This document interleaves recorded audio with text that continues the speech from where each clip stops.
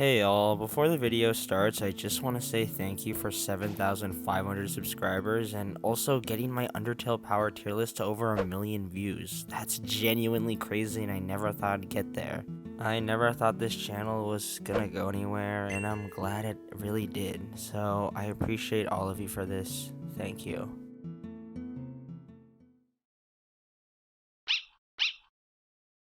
After finishing up that Deltarune monster video, my idea well was pretty bone dry. I couldn't really come up with anything. And I've done tier lists, Sanseius, part 4 is coming out eventually, top 10 lists, and even a video on why Birdly is the best character in Deltarune. You should watch that one, by the way.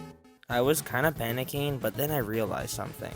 All of my videos are about the Undertale monsters, so why not make a video on the humans? They're pretty important in both Undertale and Deltarune. Heck, Undertale's whole plot revolves around you being human. Now, I know what you're probably gonna say. Aren't there only 3 human characters? There's only Frisk, Cara, and Chris. That won't be a really long video.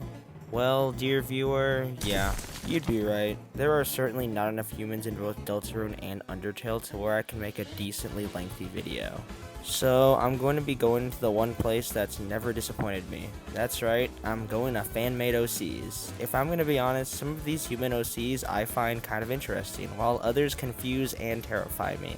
Anyways, I should probably get started with the video, so let's get going. Now, of course, we have to start this video off with the main protagonist of Undertale themselves, Frisk. They're the human you control throughout the entire game and lack any kind of emotion and the ability to speak. Despite their apparent emotionlessness, Frisk's flavor texts when they do an action in combat paint them as just a kid goofing off. I don't really have to talk about them too much because you know Frisk, I know Frisk, everyone knows Frisk. Now, Cara, in my opinion, is definitely a character that gets an incredible amount of hate because of their appearance at the end of the Genocide run. Now, there is the debate on whether or not Cara was the quote-unquote true villain of Undertale, and in my opinion, they weren't. But they were still not a good person. Cara was the first human to fall into the underground and was adopted by the Dreamers. They seemed to loathe humanity and even devised a plan with Azrael to wipe them all out. Now, I think the biggest debate when it comes to Cara is how to pronounce their name. I don't really think it matters, but I see a lot of people arguing about it, and I am a firm believer in the Cara supremacy. Out of the KFC trio, Chris is probably my favorite. Their fight for control against the player is genuinely interesting, and unlike Frisk, it actually seems like Chris has a life of their own before he took over their body. Their backstory is also very speculative as well. One of the theories I really like is that Deltarune takes place in a universe where the monsters won the war, which is why Chris is the only human. There are still a few more chapters left in Deltarune, so maybe we'll get some more backstory. Clover, no, not that one, is the main protagonist of the Undertale fan game Undertale Yellow. They not only control the soul of justice, but they also wield a gun. I actually really like Clover's design, as the cowboy outfit is really sweet. I do have a small Undertale Yellow playthrough on my channel, so if you want, go check it out.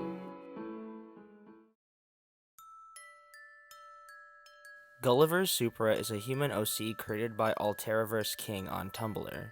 He was born in an AU known as Unprecedentale and acts as a moderator who desires technological expansions toward other AUs. He wears a black sweater with a brown upper part with tips hooked onto it. He wears black pants and brown boots, and he has long brown hair which he uses to cover his eyes. He also wears glasses and is often seen with a Versaphone, and I don't really know what a Versaphone is, so I'm gonna look it up on Google and put the first image I see on the video. I am really starting to see a growing pattern of reality-bending human characters, and that's not entirely against the canon of the game. All the humans are pretty reality-bending. By the way, all these OCs and their backstories are going to be linked in the description, so give them a read if you want. Daniel is a human OC created by Colorverse Official and Ninjago Life. What's special about him is that he was a human born with a monster soul. Because of this, he was cast into the underground. From reading his synopsis, he seems to be like Toriel in his desire to keep Frisk in one place to protect them, but instead of the ruins, it's Waterfall. What really confuses me is how can a human be born with a monster soul? Wouldn't that just be like a monster wearing a human skin suit? I don't really know, and the implications are a little scary. Rika Costaro is a half-human, half-monster hybrid created by Major 808.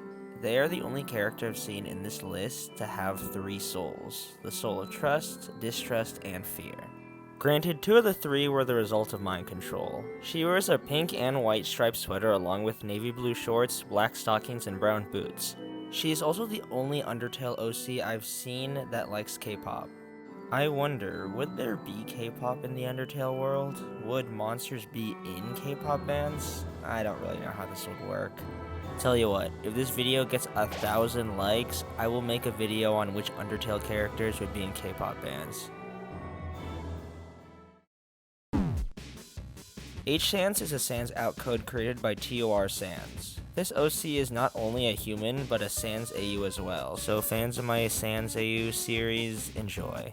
He wanders the multiverse in search of people's pain in order to give himself more power. He wears a leather jacket, a red shirt with black and red socks, monster slippers, dark shorts, and has black hair with red eyes.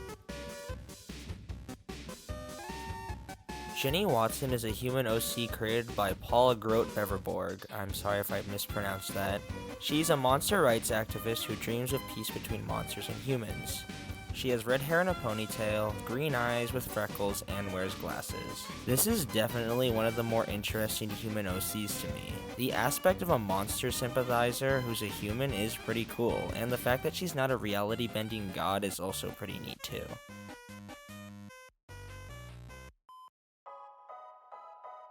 Minerva is an outcode OC created by Alpha Saith. She guards and oversees the multiversal archive known as the Library, a place that contains an infinite array of information of the Undertale multiverse and its AUs.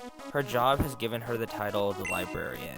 She also has a barn owl companion whose name I'm definitely not going to say because I will butcher the hell out of it, so I'll just flash it on screen. She has curly brown hair and glasses. Her outfit is a little hard to explain, but if you just look up Athena and go to images, Minerva's outfit is basically just that.